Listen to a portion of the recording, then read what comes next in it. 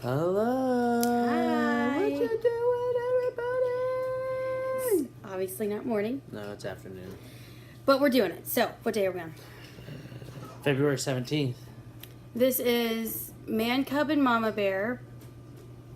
If you want to see our blog, go to www.daring-.com. We're doing Good Morning God with Rick Coram. It's daily devotionals for a year. Devotions for a year. Rick Coram Ministries.com. All right, February 17th, which is day 31, 41, 48. 48, day 48. Sleeping in church is dangerous. Guilty. Acts 20, 1 through 12. I'm not guilty. I'm guilty of this. That. That was very attractive. Many churches have someone who regularly falls asleep every Sunday during the sermon.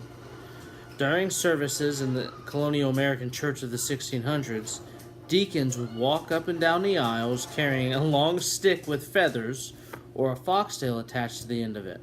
If a deacon saw someone dozing, he would reach out with a stick and rub the nose of the sleeper to wake them up. Oh, that's nice. The reason for the public wake-up call was not to embarrass the sleeper. It was strictly a safety precaution. The early pilgrim churches had long, backless log benches. If a sleeper fell backwards, they could end up severely injured. Paul preached one night in a building that was 3 stories tall. A young man, probably in his 20s, sat in the top level, listening to the message. As the smoke from the oil lamps rose up and the evening got late, the man fell asleep and dropped 3 stories to his death. Paul had to stop preaching and raise him from the dead. I can't believe I had to stop preaching to raise you from the dead. Sleeping spiritually can be as dangerous as sleeping in the natural. If we sleep and miss receiving the bread of life, our spirits starve and our spiritual death is inevitable.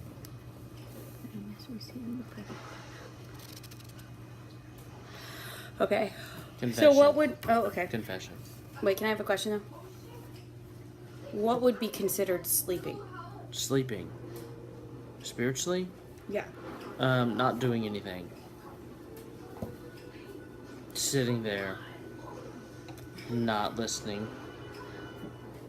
Not...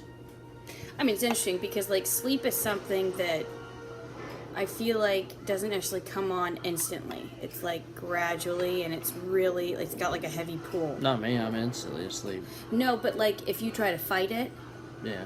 it's a really heavy pull. Oh, yeah. I remember being in the military, trying to not fall asleep on, like, nights, work 12-hour shifts, and you're, like, 2 in the morning. What's she eating? Popsicle. Where is it? In her belly. Where's the stick? Up by the TV, I bet. Okay. Anyway, Yep, there it is. so you were saying?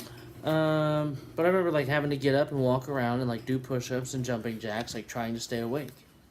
And you still would want to fall asleep.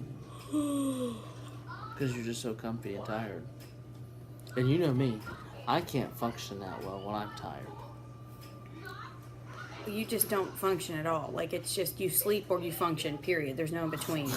There's no, like... Excuse there's you. No, yeah, there's no, like, I'm not functioning at full capacity because I'm tired. It's just flat out I'm asleep. Or I'm functioning. Okay, confession. Okay, what's your confession? I used to have a job where I got up at 2:30 in the morning and came home and then went to another job and then came home. And, like, so evening church, like a Wednesday evening, sometimes I would skip because I knew I You were would go just gonna there sleep. and fall asleep Yeah, the whole time. Like, right. and so I feel really convicted about that. But what do I do? Like, do I go and do I fall asleep in front of everybody? Like, what do I do? Yeah, I don't know. And so... Because I feel like that's Satan winning. It is, yeah. It absolutely is. Satan is the Sandman. Like, the problem is... I guess here's the problem. Or the answer. Don't fall asleep. No, I guess the answer is, like, No. rework your life. Because obviously that's not working. Yeah. No. He's going to bark. That's what I think, because I mean, if you can't make time for God in the schedule you have, then maybe God doesn't want you to have that schedule. I would pray about it. I would pray about what kind of situation you do need and say, hey, God, you gotta make this happen. I know, right? Like, God, I need to be there on Sundays. I know you want me there on Sundays. I gotta provide for my family. You gotta open a door for me, and that's what I would do. I just love you Oh, so much. Okay. I mean, but the Bible does say, the Bible literally says, I am paraphrasing, that you should not love sleep. Yeah. And that stinks. Yeah. But I mean, think about it. Stinks. The Bible also says that, like, for women, that we should rise.